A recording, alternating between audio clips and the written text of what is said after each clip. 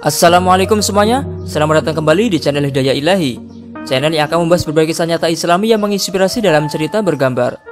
Jika kalian tertarik, silahkan like dan subscribe channel ini agar bisa mencapai 1 juta subscriber. Berikan komentarmu juga di bawah ya, jangan lupa share video ini sebanyak-banyaknya. Kisah mengharukan Rasulullah SAW ketika hendak dicambuk sebelum wafat. Kisah nyata ini dinukil dari kitab Duratul Nasin karya Syekh Utsman Al-Khawbawi. Lalu seperti apa kisah mengharukan ini? Tonton video ini sampai selesai. Sebelum Rasulullah wafat, pada hari Jumat waktu Asar, ketika Rasulullah SAW melaksanakan haji wada, yakni haji perpisahan, maka turunlah ayat berikut. Pada hari ini telah kusempurnakan untuk kamu agamamu, dan telah kucukupkan kepadamu nikmatku, dan telah kuridhoi Islam menjadi agama bagimu. Quran Surat Al-Ma'idah ayat 3. Ayat ini turun di padang Arafah saat beliau berada di atas unta.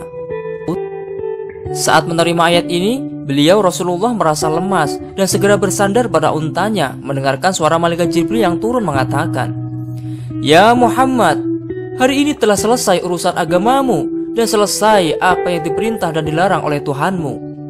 Maka kumpulkanlah sahabat-sahabatmu dan kabarkan pada mereka bahwa aku tidak akan turun lagi sesudah ini."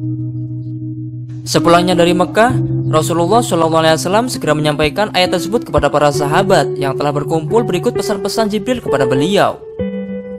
Setelah mendengar pesan-pesan Rasulullah, sebagian para sahabat yang tidak mengerti bersuka cita sambil berkata, "Telah sempurnalah agama kita, telah sempurnalah agama kita." Akan tetapi Sayyidina Abu Bakar justru sebaliknya.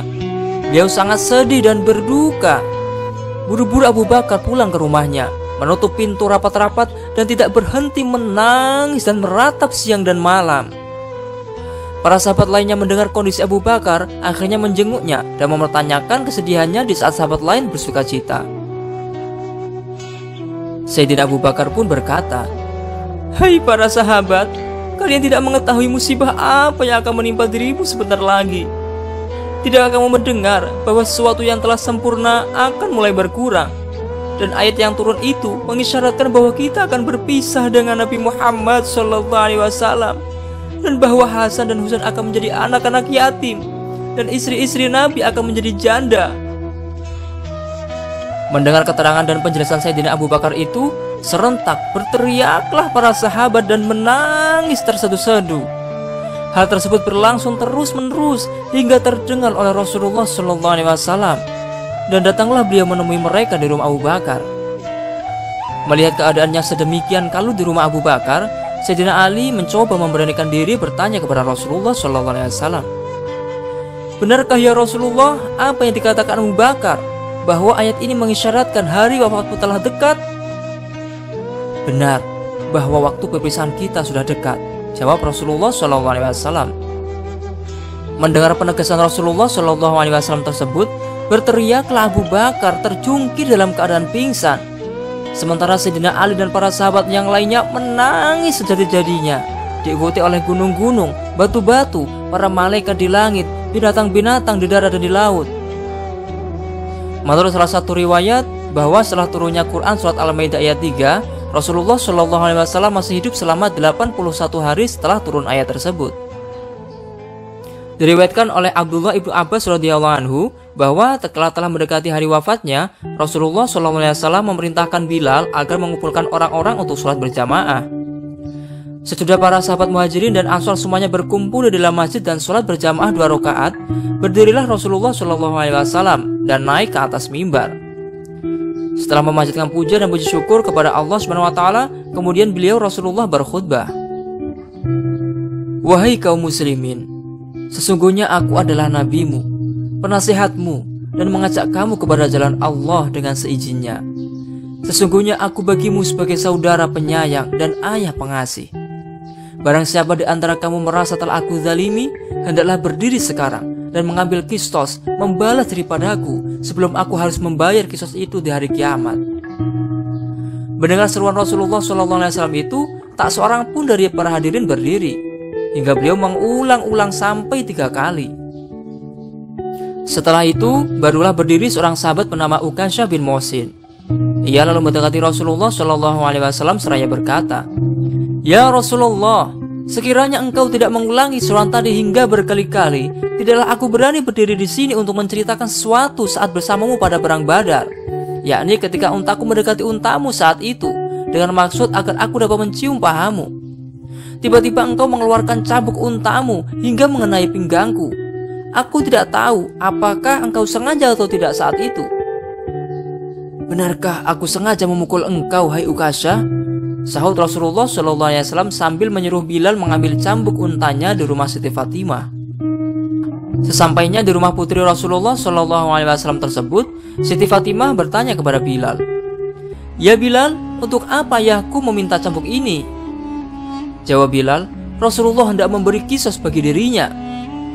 "Gerangan siapakah yang sampai hati menerima kisos dari Rasulullah, ya Bilal?" tanya Siti Fatimah penuh cemas dan rasa heran. "Ukasyah," jawab Bilal singkat. Setibanya di masjid, Bilal segera menyerahkan cambuk itu kepada Rasulullah Shallallahu Alaihi Wasallam, yang oleh beliau langsung diberikan kepada Ukasyah. Melihat Ukasyah memegang cambuk, serentak berdirilah Sayyidina Abu Bakar dan Umar menghampiri Ukasyah seraya berkata, "Hai Ukasyah, terimalah kisos dari kami berdua dan jangan sekali-sekali engkau menyentuh Rasulullah." "Duduklah kalian berdua, Allah telah mengetahui kedudukanmu," pinta Rasulullah SAW kepada dua tokoh sahabat tersebut. Kemudian berdirilah Sayyidina Ali dan berkata kepada Ukasyah, "Aku masih hidup, hai Ukasyah, tidak rela hatiku jika engkau menerima kisah dari Rasulullah. Inilah punggung dan perutku, cambuklah aku dengan tanganmu." "Hai Ali, duduklah, aku telah mengetahui kedudukan dan niatmu," perintah Rasulullah SAW. Kemudian berdirilah Hasan dan Husain sambil berkata, "Engkau mengetahui bahwa kami adalah cucu Rasulullah dan bahwa menerima kisah dari kami adalah sama nilainya dengan kisah dari Rasulullah. Duduklah kamu berdua, wahai permata hatiku," seru Rasulullah SAW kepada kedua cucu beliau. Sambil berpaling kepada Ukasyah, beliau berkata, "Cambuklah aku, hai Ukasyah." "Ya Rasulullah, ketika cambukmu mengenai pinggangku, saat itu aku sedang tidak berpakaian," kata Ukasyah yang disambut oleh Rasulullah dengan menyisikan bajunya hingga tubuh beliau yang putih bersih terlihat jelas. Sementara para sahabat yang melihat kejadian langka itu saling bertangisan, tidak rela hati melihat keadaan itu. Lalu Ukasyah berdiri menghampiri Rasulullah SAW sambil memegang cambuk.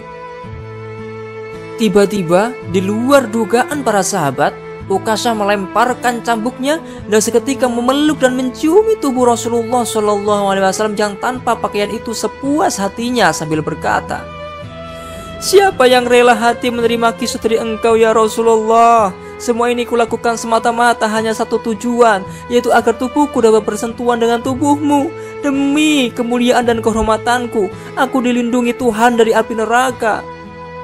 Maka bersabdalah Rasulullah SAW kepada para sahabat, "Wahai para sahabat, siapa yang ingin melihat salah seorang ahli surga, lihatlah orang ini." Kemudian para sahabat berdiri mendekati, menjabat tangan dan menciumi dahi Ukasyah sambil berkata, "Beruntunglah engkau Ukasyah, engkau telah memperoleh derajat yang tinggi dan karunia besar mendampingi Rasulullah SAW kelak di surga." Wallahu a'lamu bishawab wal muradi. Nah, dari kisah ini betapa besar cinta Ukasyah kepada baginda Nabi Muhammad SAW yang luar biasa. Semoga kita dapat meneladani akhlak Ukasyah dalam mencintai Rasulullah SAW. Semoga kita memperoleh syafaat Nabi Muhammad SAW. Amin. Terima kasih telah menonton video ini. Jangan lupa tinggalkan jejak dengan cara klik like, subscribe, komen, dan share video ini sebanyak-banyaknya ya, agar channel ini bisa mencapai 1 juta subscriber dan semakin eksis dalam mensyiarkan kebaikan. Amin. Saya akhiri, wallahul muwaffiq ila aqwamit thoriq. Wassalamualaikum warahmatullahi wabarakatuh.